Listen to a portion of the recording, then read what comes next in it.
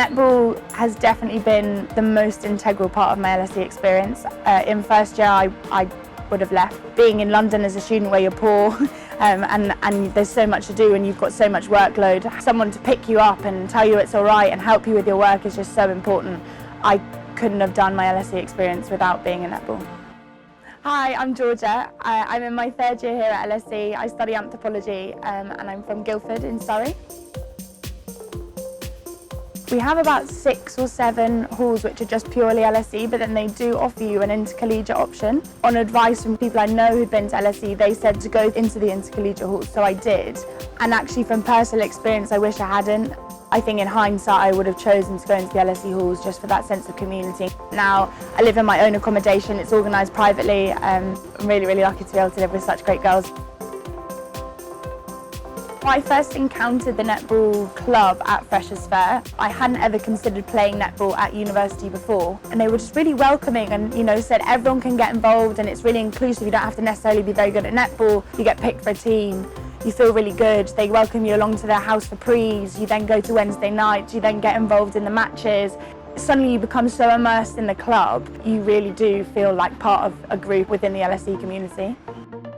Netball has been pretty intense because I'm on the second team and we normally have about 2 matches a week. So it does, obviously LSE, there's quite a big workload as well. So it's helped me loads of time management and stuff like that. The highlight of being in the netball team this year is definitely when we were playing away and they had loads of supporters as well, which doesn't really happen that often. So they had all these people cheering for their team and we just won by 1 goal. So there was an hour journey back and it was just the best journey ever because we were all on such a high. In the netball club at LSE we have 8 teams and the top 3 teams play in both the LSE and the Bucks leagues. The Bucks is kind of an international cross-university league, whereas the LSE is just London-based teams. Teams 4 to 7 will play just in the London leagues and they play once a week. In the netball club at LSE we have quite a busy week. So on Mondays we normally have matches. Then Tuesdays we have training with our new coach. Wednesdays we have the active lifestyle sessions which are here just on the courts kind of next to the campus. Wednesday evenings is our athletics union kind of night out. We all go to Zoo Bar, which is a club in Piccadilly. So every Wednesday we meet with our teams, we have drinks and then we go out.